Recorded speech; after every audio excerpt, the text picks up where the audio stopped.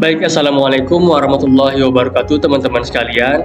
Kali ini kita akan melanjutkan pembelajaran mengenai Autodesk Inventor, yang mana pembelajaran kali ini mengenai dua dimensi sketch atau penggambaran dua dimensi pada sketch. Untuk video kali ini mungkin akan cukup panjang karena saya akan menjelaskan toolbar-toolbar yang ada pada dua dimensi sketch seperti line, circle, dan lainnya. Mungkin teman-teman bisa mengikutinya sampai selesai agar teman-teman dapat memahaminya semakin dalam. Baik, sebelum saya melanjutkan, saya akan menjelaskan terlebih dahulu apa sih itu dua dimensi sketch.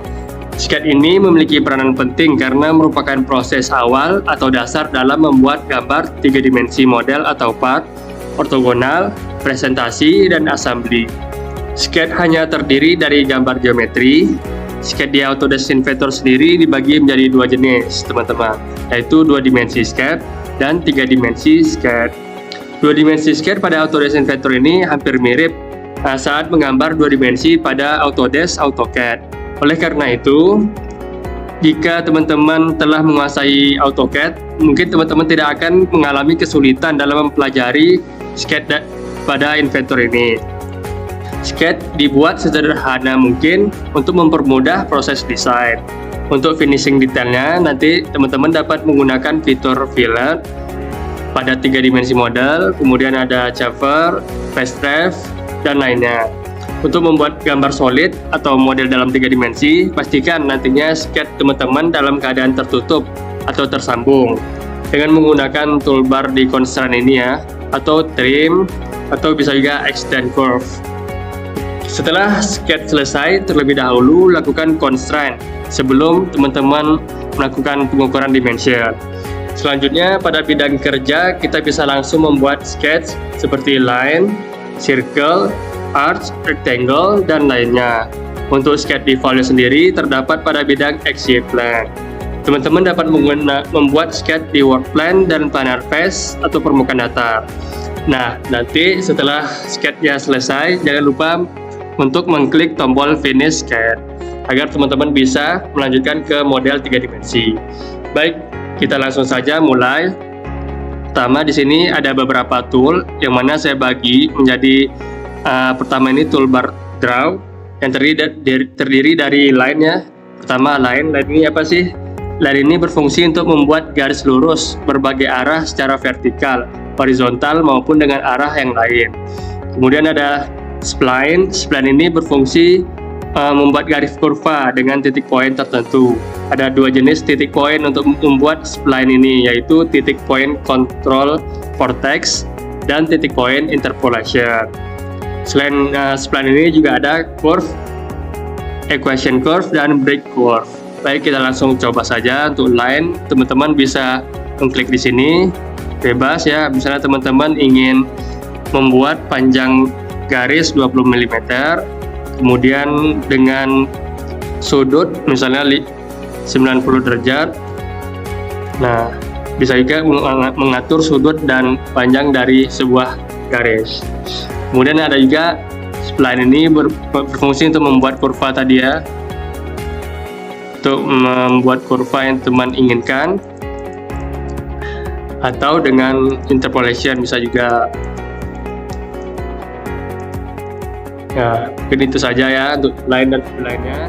Untuk equation curve-nya dan break curve-nya mungkin teman-teman bisa mempelajari di tempat lain karena yang dibutuhkan untuk pemula hanya line dan spline sendiri. Kemudian kita lanjut ke membuat circle. Ada tiga cara untuk membuat lingkaran atau circle, yaitu pertama center point circle, tangen circle, dan ellipse. Center point ini berfungsi untuk membuat circle atau lingkaran dengan menentukan center point dari circle, kemudian secara dinamis tentukan radius circle dengan mengarahkan kursor dan mengkliknya. Kita tentukan center point-nya, kemudian kita tentukan radius yang diinginkan, misalnya 50 mm lingkarannya. Kemudian ada tangen circle. Untuk tangen circle sendiri, teman-teman harus membuat line terlebih dahulu karena tangan circle kan membuat circle dengan membuat tiga sisi terlebih dahulu untuk menentukan diameter dari lingkarannya. Seperti ini ya teman-teman. Misalnya kita buat line-nya dulu. 3 line, 3 garis yang berbeda. Nah, terus kita akan membuat lingkaran di antara 3 garis ini menggunakan tangan. Kita tinggal klik tangan, circle, kemudian kita klik 3 garisnya. Nah, maka akan terbuat lingkaran dengan sisinya menyentuh sisi garis ya, teman-teman. Nah, mungkin teman-teman sampai sini bisa paham. Kemudian ada ellipse. Ellipse ini sama dengan circle tadi, berfungsi untuk membuat circle yang berbentuk ellipse atau lonjong dengan menentukan center point, kemudian tentukan jarak sumbu pertama dari center point dengan menggeser kursor, dan selanjutnya menentukan jarak sumbu kedua dari center point. Contohnya gini, kita tentukan sumbu pertama, kemudian titik keduanya. Nah, baru kita bisa mengukur berapa besar ellipse yang diinginkan. Nah, mungkin sampai sini bisa dipahami ya teman-teman. Kita hapus. Kita lanjut ke arc. Atau pertama kita lanjut ke rectangle dulu ya. Rectangle ini fungsinya untuk membuat kotak persegi panjang atau bujur sangkar. Di sini terdapat beberapa cara dalam membuat rectangle, yaitu ada 2 point, 3 point, 2 point center, 3 point center. Selain itu juga teman-teman dapat membuat slot dan polygon. Kita contoh membuat 2 point rectangle ya. Pertama itu tentukan titik pertama sebagai titik awal dari rectangle. Kemudian titik kedua untuk menentukan panjang serta lebarnya. Ini bisa teman tentukan juga berapa ukuran yang diinginkan. Kemudian ada 3 point rectangle. Kita hapus terlebih dahulu. 3 point rectangle ini sama tadi kayak 2 point rectangle, hanya saja titik pertama sebagai titik awal rectangle. Kemudian tentukan titik kedua, titik pertama, titik kedua, dan jarak untuk sisi pertama, lalu tentukan titik ketiganya berapa untuk membuat persegi panjang. Kemudian ada membuat busur juga, ini sama tadi ya, 2 point, 3 point center sama. Kemudian teman-teman bisa membuat slot juga di sini. Slot itu sama tadi, berbentuk slot maksudnya ya. Tentukan titik pertama, kedua, kemudian berapa ukuran slot yang diinginkan. Kemudian slot ada poligon juga. Poligonnya teman-teman sisinya mau 6 atau 8 bisa juga. Misalnya gini, ini sisi 6, terus teman-teman bisa mengubah sisinya 8 gitu. Nah seperti ini ya teman-teman. Kemudian kita lanjut dengan membuat busur atau arch. Toolbar arch ini dipergunakan untuk membuat busur. Ada 3 cara pembuatan busur, yaitu 3 point arch, kemudian tangan arch, dan center point arch. Untuk 3 point arch sendiri membuat busur dengan 3 titik, yaitu dengan titik awal lalu titik akhir, kemudian tentukan radiusnya. Kayak gini, pertama kita buat line dulu misalnya ya, contoh di sini, kemudian kita buat arch-nya 3 point arch, misalnya di sini 1, 2. Nah kita tentukan titik ketiganya, misalnya mau 100 mm lebar arch-nya, radiusnya maksudnya. Oke. 100. Oke. Misalnya gini ya. Nah ini cara membuat arch sendiri. Untuk tangan arch sendiri, kemudian ada tangan arch. Tangan arch ini digunakan untuk membuat busur yang tangan sial terhadap suatu garis kurva yang sebelumnya sudah ada pada sketsa, dengan titik akhir endpoint pada garis tersebut sebagai titik awal busur. Maksudnya gini ya, tangan arch itu teman-teman dapat membuat busur jika sudah ada garis sebelumnya. Misalnya gini, ini sudah ada garis sebelumnya kan, ditinggal buat aja arch-nya mau gimana. Kemudian ada center point arc. Ini sama tadi kayak sebelumnya, tinggal klik titik 2 dan 3 sehingga akan terbentuk busur 1, 2. Nah, mau seberapa besar busur yang teman-teman inginkan. Nah, mungkin sampai arts ini bisa dipahami ya teman-teman. Kemudian kita lanjut dengan membuat fillet dan chamfer. Fillet sendiri digunakan untuk membuat radius atau setengah lingkaran pada sudut dari geometri. Sedangkan toolbar chamfer digunakan pada sudut dari sebuah profil untuk membuat sudut tersebut patah dengan jarak tertentu. Caranya gini, misalnya kita buat rectangle dulu, segi panjang. Nah, tinggal kita tekan fillet, kemudian kita tentukan tempat mana yang ingin kita buat fillet. Nah, ini misalnya kita mau ukurannya 10 mm. Salah fillet tadi.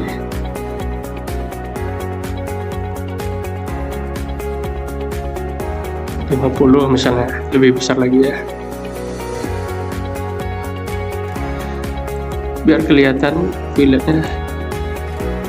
Ini kelihatan teman-teman. Oke, kita besarin lagi 100.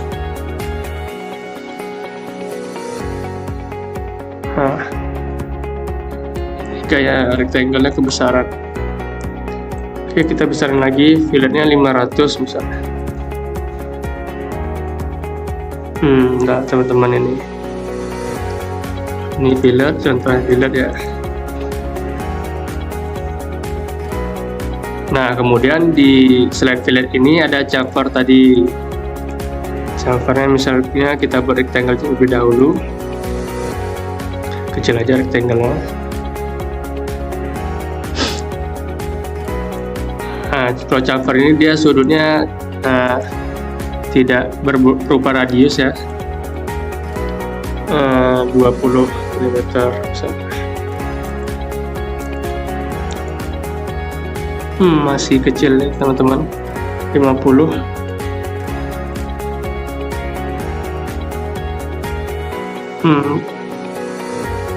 Baik, kita buat 150.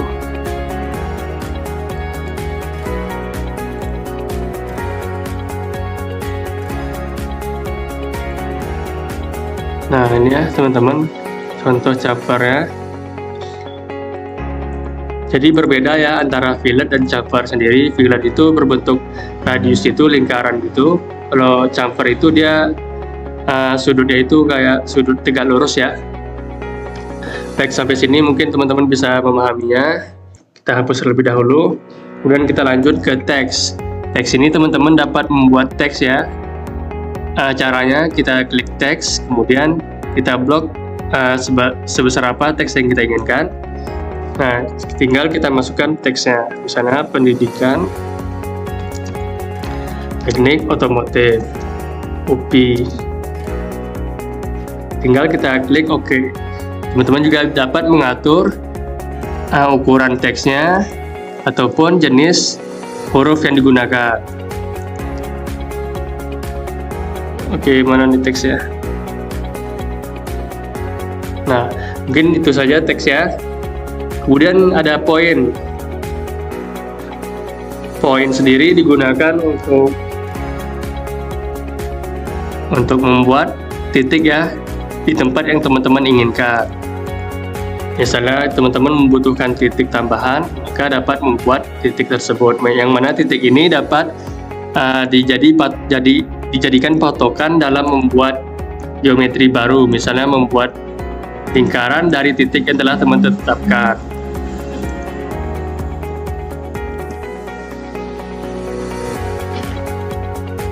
Kemudian setelah poin ada project geometry dan project cut edge, yang mana saya jelaskan terlebih dahulu tentang project geometry ini.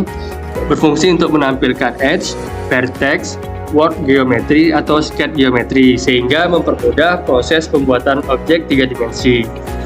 Tools ini memproyeksikan suatu bentuk geometri yang sudah ada ke atas bidang sketch. Bentuk yang dipromosikan dapat berupa bidang, sumbu, atau titik pusat, origin, atau proyeksi elemen dari bentuk part. Geometri yang diproyeksikan menjadi referensi dalam pembuatan sketch yang bersifat asosiatif. Asosiatif itu artinya apabila bentuk geometri asli yang diproyeksikan berubah, maka hasil proyeksi akan menyesuaikan dengan perubahan bentuk geometri aslinya. Kita coba ya, ini yang proyek geometri ini. Pertama kita buat line terlebih dahulu. Line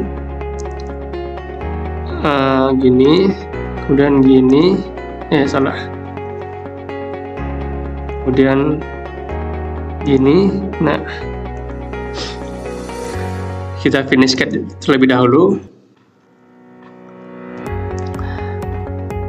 Kita ke loop, ke revolve ya.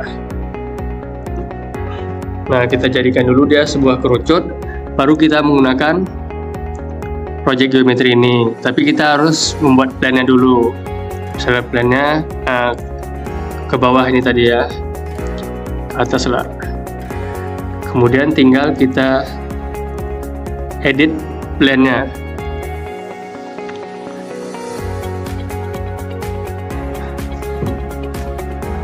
Oke, plannya sudah jadi, kemudian kita edit.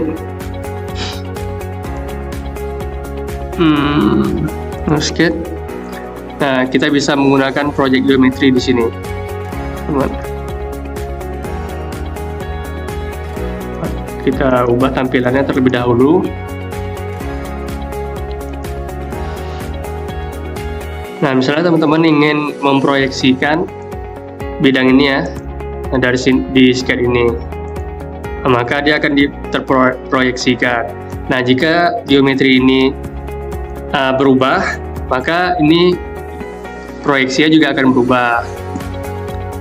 Kemudian kita misalnya memproyeksikan ini bidang ini juga bisa ya. Jadi seperti ini ya teman-teman project geometri tersebut.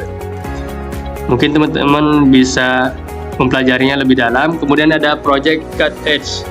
Project cut edge ini contohnya kita hapus dulu terlebih dahulu ya. Kita undo. Kita masuk ke sketch dulu tadi.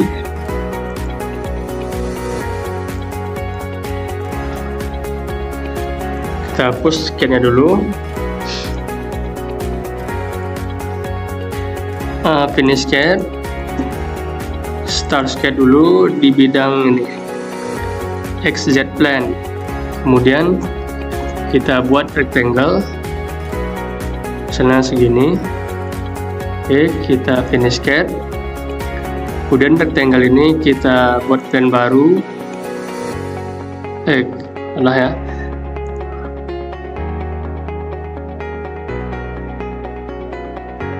Bentar teman-teman. Offset ya, offset plan.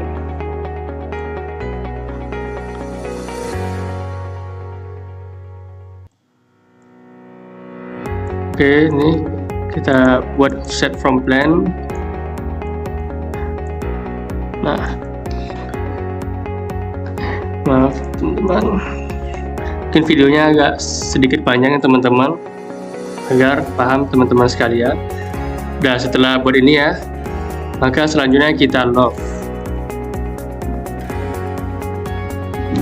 objek ini dan objek ini. Maaf sebelum kita buat dulu lingkaran ya, lupa saya. Kita edit dulu.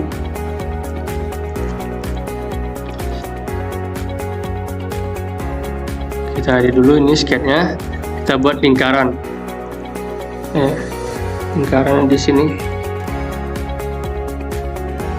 Nah, finish sketch.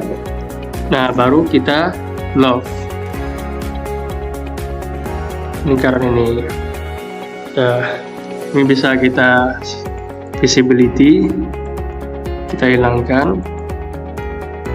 Nah, setelah ini objek telah jadi, maka kita dapat menggunakan tadi tools dari project cut geometry ya. Kita buat dulu plan-nya, offset from plan. Misalnya plan-nya kita kebawahin, kemudian kita start sketch yang tadi. Geometri tadi mana?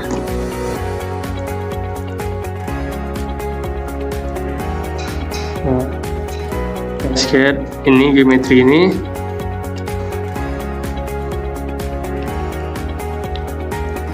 Kemudian kita project cut edge tadi. Di project cut edge ini dia sesuai dengan tepi sudutnya ya, teman-teman. Nah, ini kan kita sudah menggunakan project cut edge ini, kemudian kita bisa langsung me-extrude misalnya, teman-teman jika ingin me-extrude ini. Nah, jadi dia bisa menyesuaikan. Jadi misalnya teman-teman ingin mengubah geometri yang ini, dia tidak akan berubah ini geometri yang kita extrude ini. Oke, sampai sini teman-teman bisa paham ya teman-teman. Baik, kita lanjut ke toolbar selanjutnya. Baik, kita hapus terlebih dahulu.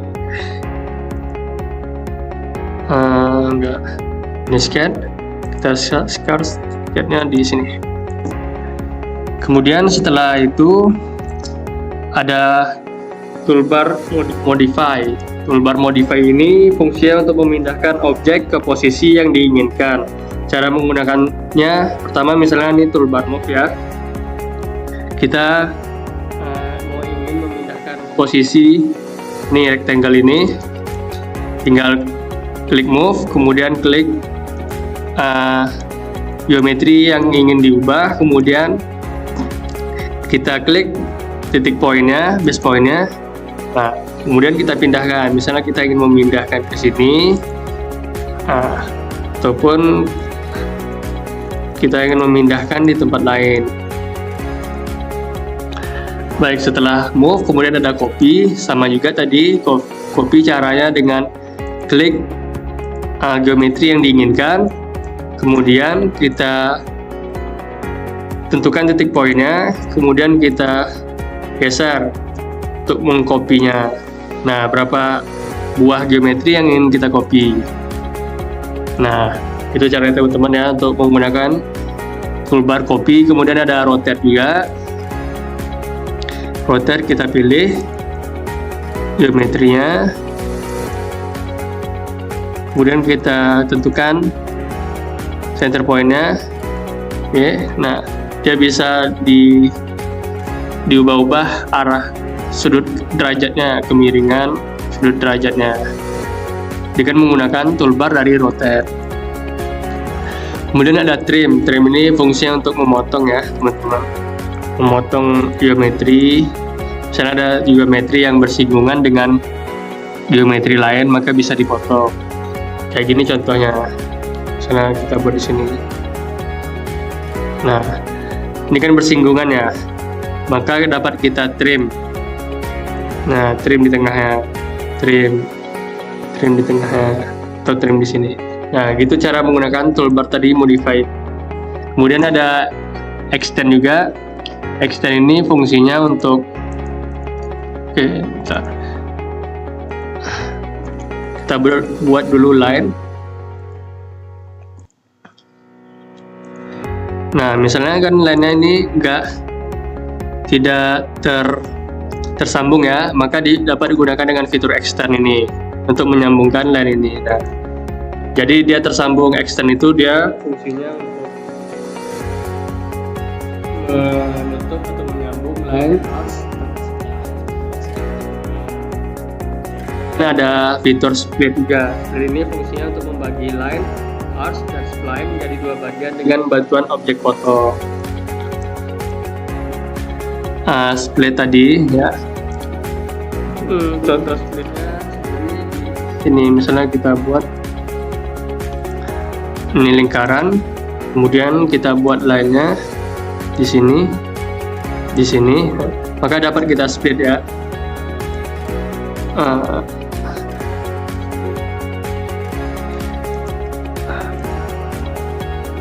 Kemudian kita masuk ke toolbar selanjutnya, ada scale. Scale ini fungsinya untuk membuat skala objek menjadi lebih besar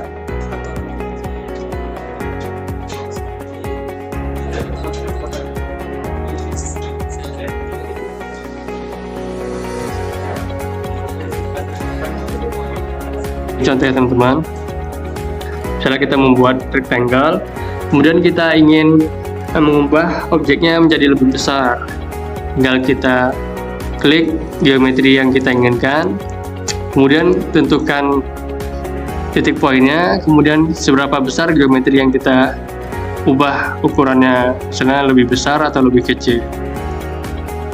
Lebih besar tinggal down. Itu ya cara menggunakan scale tadi. Kemudian ada toolbar straight. Straight ini fungsi untuk menarik geometri objek ke posisi yang diinginkan. Caranya misalnya kita ingin membuat rectangle dulu ya, kemudian kita gunakan toolbar straight, kita pilih geometrinya, kemudian kita tentukan titik poinnya, maka kita bisa menarik geometri yang kita inginkan, misalnya ke sini ataupun ke sini. Nah, itu tadi untuk toolbar straight. Kemudian ada offset. Offset ini berfungsi untuk membuat duplikat objek dengan hasil lebih besar atau lebih kecil dari objek asli dengan jarak sama pada semua sisi. Dengan cara klik objek yang akan di offset, kemudian klik bagian dalam atau luar objek. Kemudian cara gini ya, kita klik offset, kemudian kita klik geometri ya. Maka kita bisa buat duplikatnya lebih besar ataupun lebih kecil. Kemudian setelah selesai di toolbar modify, kita langsung ke toolbar pattern atau membuat pola. Membuat pola, misalnya kita buat pola untuk rectangular pertama ya.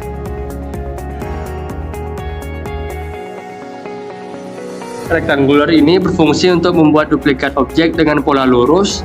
Dengan rectangular pattern ini kita akan lebih menghemat waktu tanpa membuat objek satu persatu. Nah, cara gini, kita klik rectangular, kita pilih geometrinya, kemudian kita pilih di arah pertamanya ke kanan misalnya, kemudian arah kedua keduanya ke atas,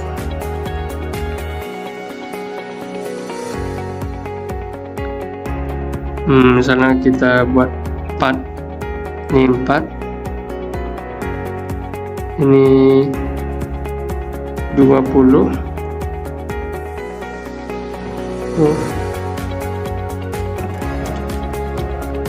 Baik, kita ulangi lagi ya teman-teman. Ini geometrinya, kemudian arah pertama ke kanan, arah kedua ke bawah. Ini ada 10 dengan lebar 20. Nah, ini contohnya, misalnya kita buat ini ya. Kemudian selanjutnya ada patternnya, polanya itu berbentuk sirkular. Sirkular ini berfungsi untuk membuat duplikat objek dengan pola melingkar. Sirkular pattern ini biasa digunakan untuk membuat lubang baut. Caranya, misalnya kita buat untuk lingkaran ya di sini. Kemudian kita harus membuat titik poin. Titik poinnya di sini. Baru kita gunakan sirkular. Kita pilih geometrinya, kita pilih aksisnya. Nah, misalnya kita ingin 8 buah lingkaran. Oke, nah dia akan membuat 8 buah lingkaran sirkular. Kemudian ada, kita push dulu ya. Kemudian ada mirror. Mirror ini berfungsi untuk membuat duplikat objek dengan referensi garis cermin. Hasilnya objek mirror simetris terhadap objek aslinya. Misalnya gini ya. Pertama kita buat dulu line-nya, langsung aja mirror bisa. Kita pilih geometrinya, kemudian mirror line-nya ke sini, apply. Nah, dia dapat menduplikat objek. Nah, mungkin segitu ya untuk toolbar pattern sendiri. Kemudian ada toolbar dimension. Toolbar dimension ini toolbar general dimension atau automatic dimension berfungsi untuk memberikan ukuran atau dimensi pada sketch seperti linear, angular, radius, diameter maupun alignment. Perbedaan antara dua tool ini adalah jika toolbar General Dimension itu digunakan untuk mengukur sesuai dengan ukuran yang diinginkan, sedangkan Automatic Dimension itu otomatis memberikan informasi ukuran dari geometri yang dibuat. Misalnya kita gunakan,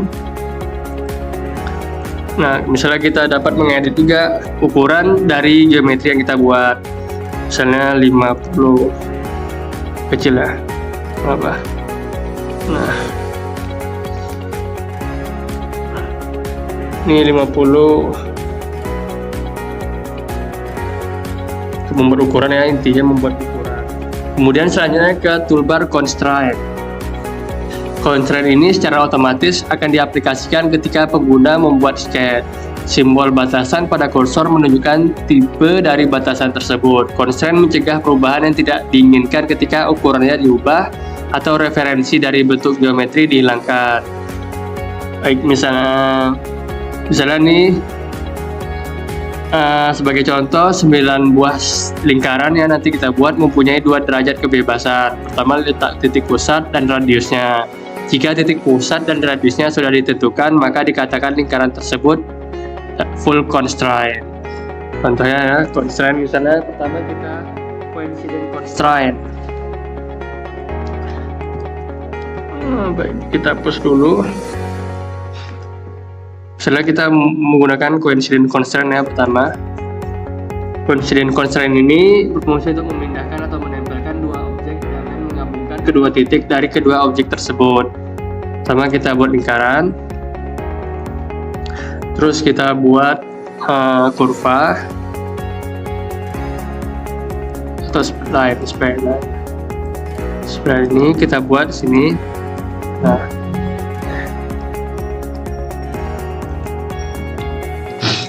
kemudian kita gunakan coincident constraint. Kita klik dua geometri ini ke titik pusatnya, geometri lain ini ke titik pusat ini, maka dia akan tergabung ya menggunakan ini constraint. Kemudian ada lagi parallel constraint. Parallel constraint ini fungsinya untuk mensejajarkan sebuah garis terhadap objek lain.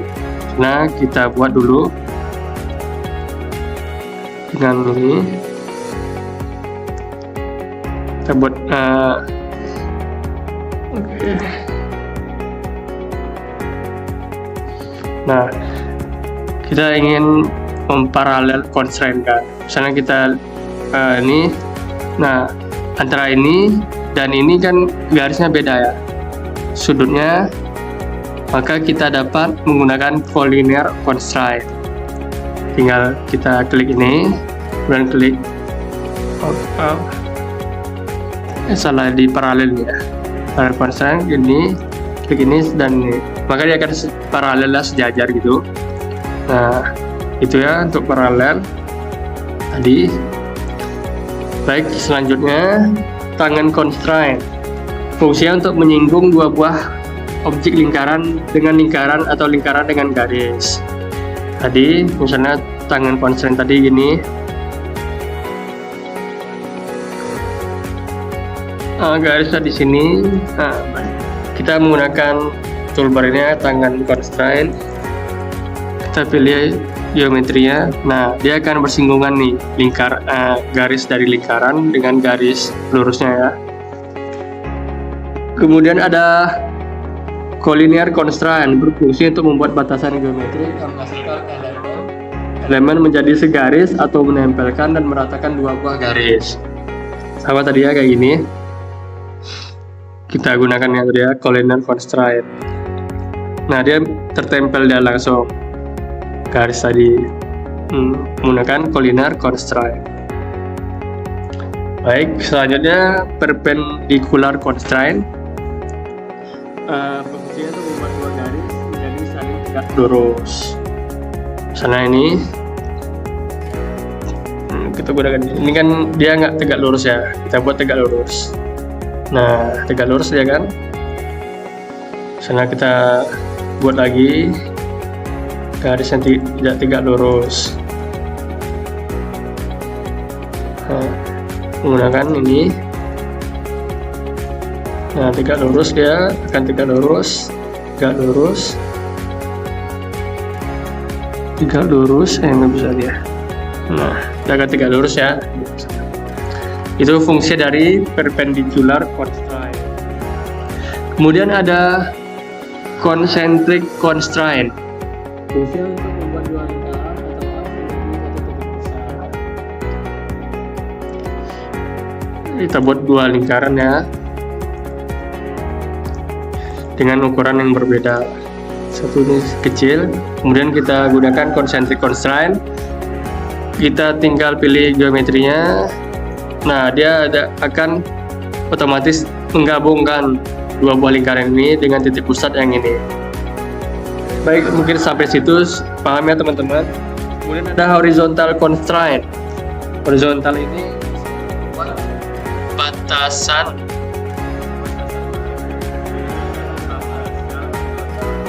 dengan sumbu X.